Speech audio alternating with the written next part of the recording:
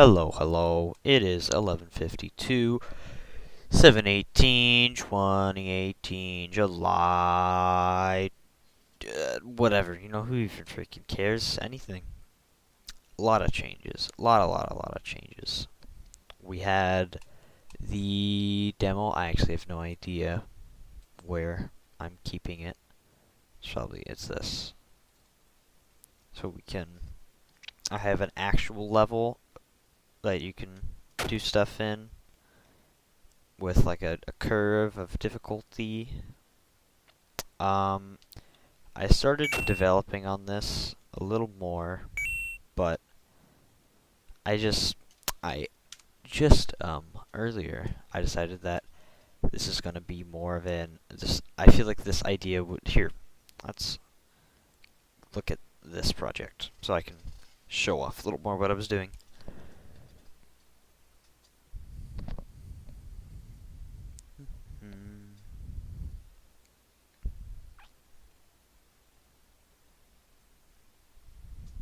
So this is a project that I started on after I released that prototype. So I stripped out enemies for like the third time, and I started to remake them, and they were I made them a little more complex the way that they work. They aren't obviously finished in this version. I added FPS counter because I was experiencing slowdown, and I fixed that. So this is same thing. The map is a little. I'll show the map. I changed it a lot. So you can see I tried to progress on all of the mechanics that you get with the arms. So you start out really basic, and you slowly advance so you get the boost one, and then you can go faster than them as they run towards the alert terminals, right? And then you get the ability to pick stuff up, and I use that in a couple areas. This area is supposed to be like you're taking the ball with you because the throwables are silent when you take out enemies. So, and then I just did all that, and that would be the boss room. But I took out bosses too because I made them really inefficiently. So I just wanted to remake them. But I've decided the mechanic of the arm and moving it around is fun, but it's not really fun in the way that I've been doing it, and like as like a stealth game. I really think that a game like this is at its best when it's at high speed, and at stealth you're never really at high speed. The moments when you are at high speed is a lot of fun. So I have completely changed the project and the way that I'm gonna actually do it. I've put a little more polish into how the arm works. I made it smoothly transition into the boost. So instead of like you press it and you immediately go to that speed, it's kind of gradual. I also added a brake. You can actually see that it's gradual because after you brake, you keep moving. I just said that I added a brake, so you can brake wherever you want, and the way that you pick up stuff is just by braking on top of the throwables. So not much has changed in that regard.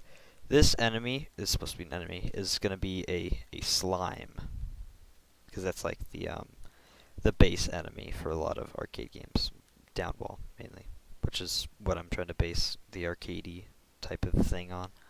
So you'd have a slime, basic slime, and I just have it set so that he it's not working right now, but I'm gonna have it set so that he just picks a random direction every.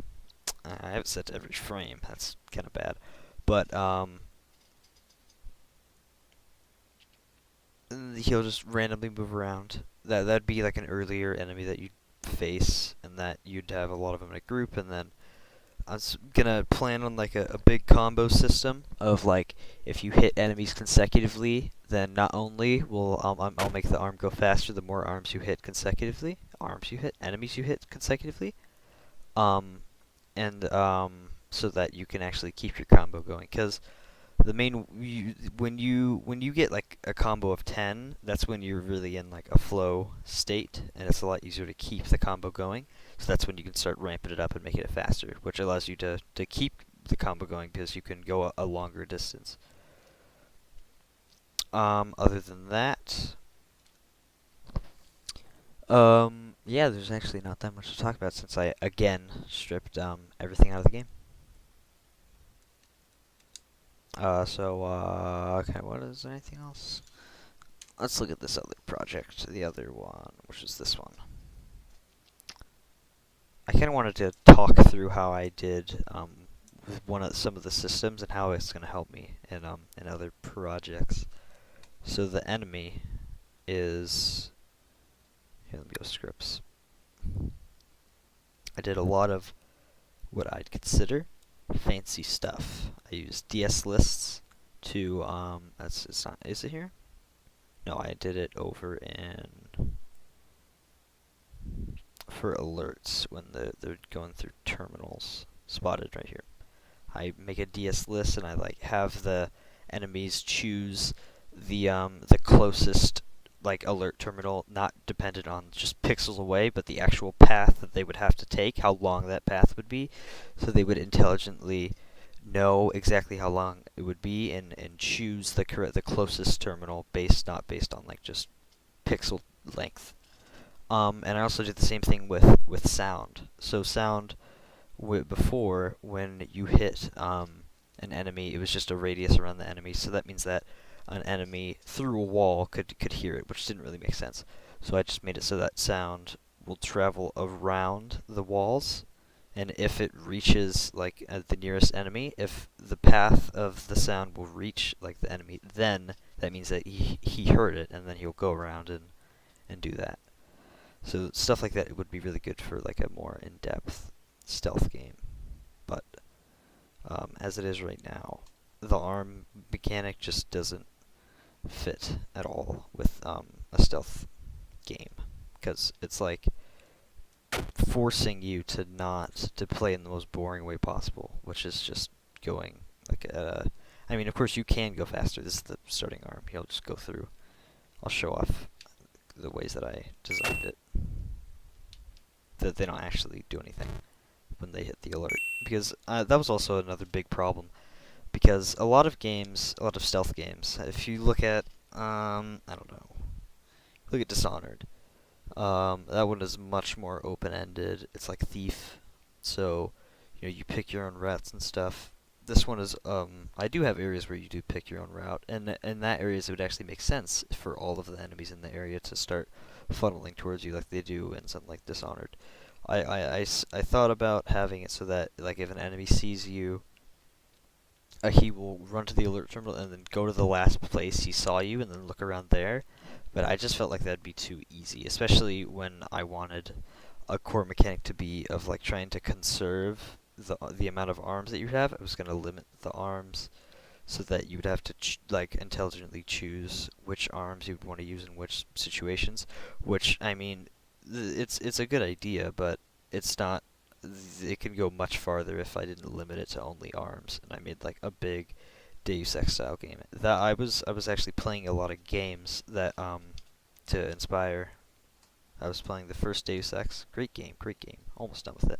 I played a little bit of Dishonored, and as for here, actually, let's play some Downwell.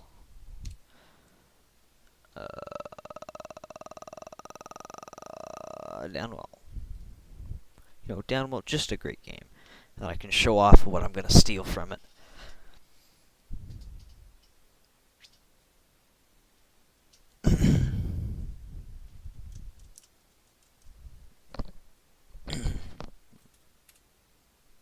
Sorry.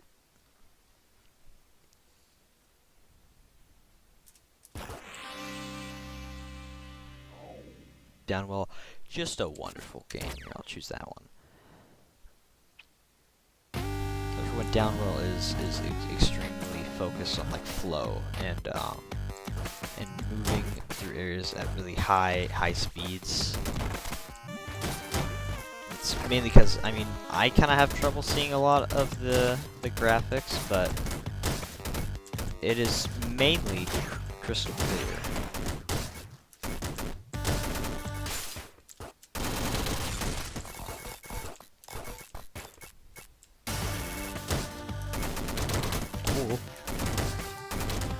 I feel like a very similar type of game would really work with RAG.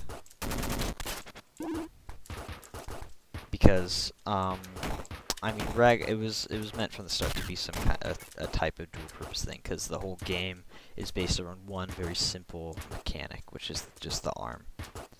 And this one doesn't really add complexity to the the gun boots, which is what like the mechanic of this one is, where when you jump in midair, you shoot stuff like below you, so it keeps you in midair, and you can jump on top of enemies to do stuff like that.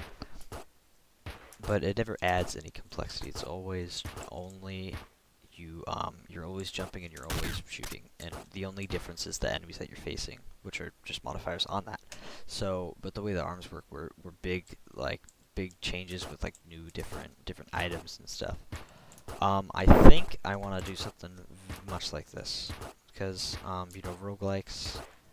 I mean, I have no idea where to start with like random generation and stuff like that. But the boss fight, here I can actually probably get to the boss fight, so I can show off what I really like about the boss fight for the prototype build.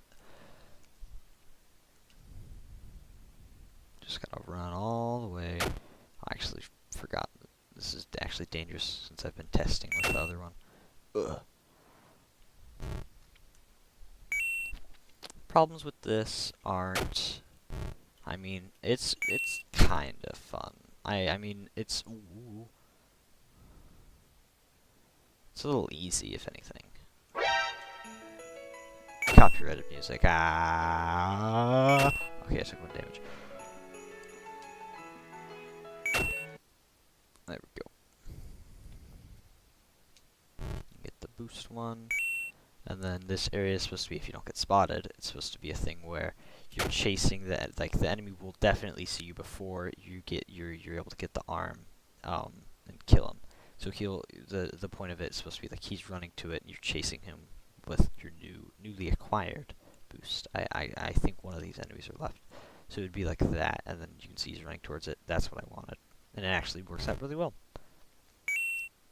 That was, I'm not 100% sure how I'm gonna include something like that similar feeling in an arcade thing. I'm sure I'll come up with some ideas, but yep.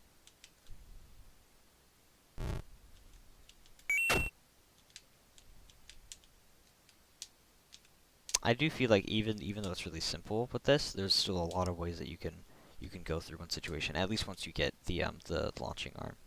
So I can just hit him. Here, I'll show one of the cooler ones.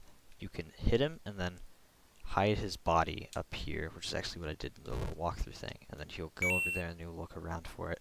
And he won't see it because I hit it, and then he'll go back to his little post. Or I could have just used this thing and took him out completely silently, and then I wouldn't have to deal with the body. It also leads to cool combo chains where you can do that, and then I get ready for that guy, and bam. And then that guy's doing that, and then you go bam. See, that's a lot of fun, and it was satisfying. And that was something that was, I feel like I waited a little too long to add the launch arm, because I could have. That's what I was doing with this one, with all of the I would have, once you get the launch arm, you have this area, and then you have an area that establishes the way that you throw stuff, and the wrecking balls that break open the things. These regular throwables will break when you hit an enemy with them, but the wrecking balls don't, which means that that's what this area is for, where you can take out tons of different enemies with just one wrecking ball. That was the gimmick of that area. I wanted every single area to just explore the mechanic in as many ways as possible. So that's what this area is. Since I have breakable walls, I give you a bunch of wrecking balls, and you get to take it and as like however you want it. You can go over here and just run for the exit. I wanted to add something like an arm pack or like a health pack around here or something. So that would make you, like, if you're low on it, then you can take a risk and try to get here, or you can just not get it and just go over here and run and then just do that. But the way that I designed it would be, you could just hide in a corner and like shoot out arms and just like 3 at a time, since you have 3 health, or the arm does, and you would just kill 3 enemies over and over again, but that would be really boring. So the plan was to just limit the amount of arms so that you could do it, but you couldn't do it like all the time. So if you do it too much, then you're gonna lose, and you're gonna have to restart. And then I can go to the boss fight over here.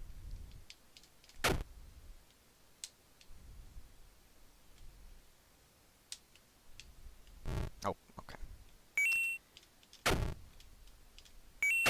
Okay. Okay. Okay. This never was that hard. Oh my god. Can I really not do it? Yes. I used W, A, and D. Oh my god. There we go. Jeez. Don't die.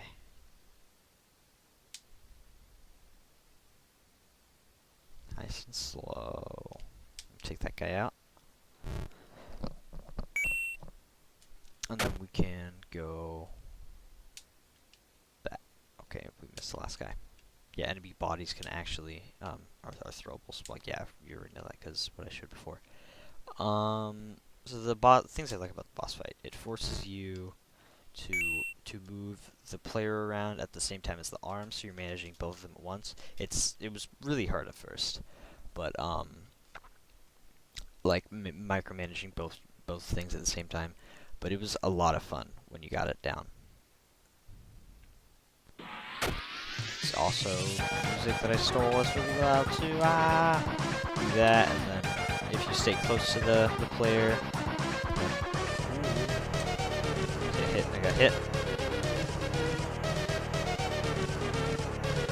Oh, okay.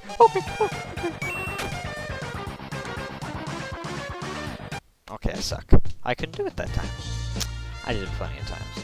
And we got the best song ever. But yeah, that was what it was like, and I tried to improve on it, and it was a lot better than it was before, but I just realized that it would be 10 times better if I just completely changed the scope of the game and how it was going to work.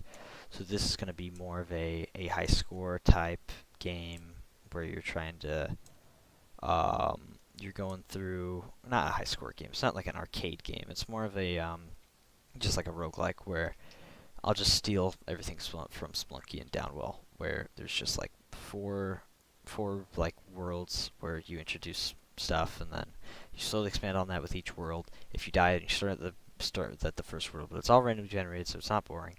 And then at the end, there's a big boss. I could even have a boss at the end of each world. I don't know what game does that, but I'm sure there is. So yeah, that's it.